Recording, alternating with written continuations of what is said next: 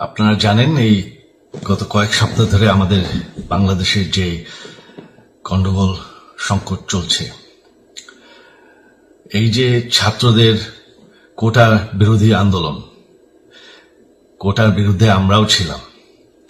শুরু থেকেই আমাদের সরকার কোটা সরিয়ে দিয়েছে, আমাদের সরকার তাদের সম্পূর্ণ দাবি মেনে নিয়েছে। এটা আদালতের একটা রায় ছিল, এটা আমাদের সরকারের করা ছিল না। তাও আমরা অ্যাপিল করে দ্রুত এই কোটা তুলে দেই। তাতেও আন্দোলনকারীরা সন্তুষ্ট না। আমরা তাদেরকে আলোচনায় ডেকেছি, আমরা একটা জুডিশিয়াল কমিশন করেছি যে সংঘর্ষে যে হত্যাকাণ্ড হয়েছে সেটার বিচারের জন্য। অনেক পুলিশ অফিসার যারা অতিরিক্ত ফোর্স ইউজ করেছে তাদেরকে আমরা সাসপেন্ড করেছি। তাতেও এই আন্দোলনকারীরা সন্তুষ্ট নয়।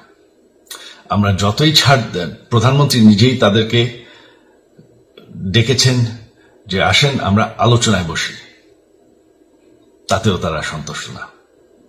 আমরা যতই ছাড় দিতে থাকি, যতই তাদের দাবি মেনে নিতে থাকি, তারা কিছুতেই সন্তুষ্ট না, তারা খালি দাবি বাড়িয়ে যাচ্ছে। এখন দাবি হচ্ছে যে সরকারের পতন। তবে সরকারের পতন হওয়ার পর কি হবে, কি হবে এটা কেউ ভেবেছে? আমরা বাংলাদেশে গণতন্ত্র রক্ষা করে রাখতে চাই। সরকার পতন করে নতুন সরকার আসার সাংবিধানিক অনুযায়ী শুধুমাত্র একটি উপায় আছে, সেটা হচ্ছে নির্বাচন। আমাদের সুপ্রিম কোর্ট রায় দিয়েছে যে কোনো অনির্বাচিত সরকার 1 মিনিটের জন্য ক্ষমতা নিতে পারবে না। তো তাদের এই নির্বাচনের দাবিও যদি আমরা মেনে নেই, তো তারা তো এই পর্যন্ত কোনো দাবি, আমরা যত দাবিতেই রাজি হয়েছি তারা তাদের দাবি বেরিয়ে যাচ্ছে। তার মানে কি, আমরা যদি এখন এই নির্বাচন, সরকার পতনের দাবিও মেনে নেই, তারা তখন দাবি করবে যে না, এই সরকারের আন্ডারে নির্বাচন, এই নির্বাচন আমরা মানব না। তখন কি হবে এটা কেউ ভেবেছে? জানি আমাদের সেই সুশীল সমাজ আবার আলোচনা করছে সেই তত্ত্বাবধায়ক সরকারের অভিজ্ঞতা তো আমাদের আছে। আপনারা ভুলে গেছেন সেই তত্ত্বাবধায়ক সরকারকে নষ্ট করে দেওয়া হয়েছিল বিএনপির আমলে ইলেকশন রিগ করার জন্য। তারপর যখন আরেক তত্ত্বাবধায়ক সরকার আসলো, দেশের কি অবস্থা হয়েছিল। শেষমেশ সবথেকে বড় কথা যে আমাদের সংবিধানে স্পষ্ট বলা আছে এবং আমাদের সুপ্রিম কোর্ট রায় দিয়েছে যে অনির্বাচিত সরকার 1 মিনিটের জন্য দেশের ক্ষমতায় থাকতে পারবে না। আমরা আওয়ামী লীগ, আমরা আন্দোলন করেছি, আন্দোলন করে এই দেশকে স্বাধীন করেছি, আন্দোলন করে গণতন্ত্র ফিরে এনেছি, আন্দোলন করে আমরা দেশের উন্নয়ন করেছি। আপনারা যে বঙ্গবন্ধুর মেয়ে শেখ হাসিনার বিরুদ্ধে বলছেন, আজকে শেখ হাসিনা না থাকলে বাংলাদেশ এতদূর আসতে পারত? অসম্ভব। কেউ কল্পনা করতে পারে নাই যে বাংলাদেশ এরকম উন্নতি করবে, এরকম উন্নয়ন হবে। ঠিক আছে, শেখ হাসিনার পর আপনাদের কি হবে সেটা আমারও চিন্তার বিষয় না, আমার পরিবারের আর চিন্তার বিষয় না, আপনারা বুঝবেন। তবে